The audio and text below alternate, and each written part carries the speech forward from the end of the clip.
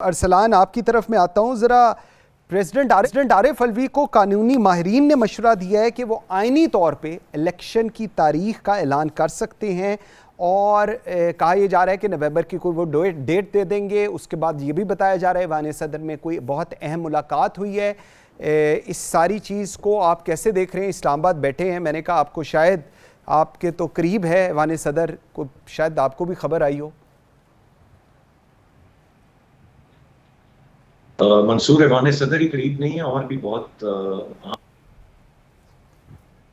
جو آپ نے تھوڑا سا اگر کامنٹ کر دوں جو پہلے آپ لغاری صاحب سے رہے تھے اس پر جو میری بات ہے وہ میں آپ کے ساتھ شیئر کر دوں. آپ نے کہا کہ سسٹم اور نرسری اور میرے خیال سے اطلاعات ملی ہیں اور جو بار بار اب کہا جا رہا ہے کہ اب سسٹم نے بھی یہ فیصلہ کر لیا ہے کہ اب اپنی نرسری میں مزید کچھ نہیں لے کے آنا. یہ آخری غلطی تھی جس کی طرف لغاری صاحب اشارہ کر جو انہوں نے کی تھی.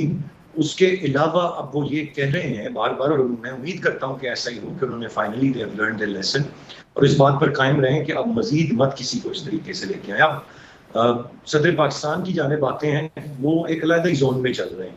آپ نے دیکھا اس سے پہلے کیا چل رہا ہے، کونسل آف کامن انٹرسٹ میں کیا چل رہا ہے، باتیں کیا فیصلہ کرتی ہیں، مردم شماری کا معاملہ ہے، نئی حلقہ بندیوں کا معاملہ ہے، ان کے درمیان چیزیں طے ہو رہی ہیں. لیکن صدر مملکت چیف الیکشن کمشنر کو خط لکھ دیتے ہیں کہ آئیں آپ دیر سے مشاورت کریں.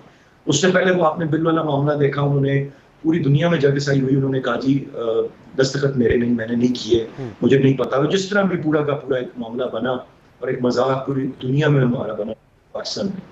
اب میرے خیال سے یہ اگر اس طرح کا کوئی کام کرتے ہیں یا ان کے جو مشیر ہیں یا کوئی اس طرح کی بات کرتے ہیں تو کیا ہوگا؟ سمپلی یہ کہ الیکشن کمیشن پھر کو جب انہوں نے خط لکھا ہے چیف الیکشن کمشنر کو تو جواب آپ کے سامنے ہے انہوں نے کیا کہا. اب اگر وہ اسی طرح اپنے تئیں کوئی ایک تاریخ دے دیتے ہیں اور پھر ان کی بات پر عمل درآمد نہیں ہوتا اور اس کا بھی کوئی ایک جواب آ جاتا ہے تو وہ یہ نہ صرف اپنے ساتھ غلط کر رہے ہیں بلکہ وہ جو صدر پاکستان کا منصب ہے اس کے ساتھ بھی وہ زیادتی مسلسل کرتے آ رہے ہیں. اور یہ واحد ایک پاکستان ایک انصاف کے ایک رہنمائی ہیں جو کہ جنہوں نے صدر کا رول پلے کیا.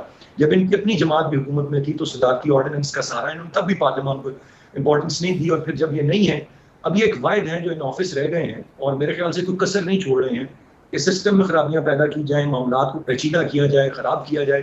اور اگر یہ ایسی کوئی واقعی کام ایسا کرتے ہیں کہ کوئی تاریخ دے دیتے ہیں تو کچھ بھی نہیں ہوگا سوائے اس کے کہ ان کی بات نہیں سنی جائے گی اور اس صدر پاکستان کے منصب کا مذاق اڑے گا اور اس کو کرنے میں یہ لکھا جائے گا تاریخ میں کہ عارف الوی صاحب تھے جو پاکستان کے صدر تھے جنہوں نے اس طرح کے کام کیے. ٹھیک.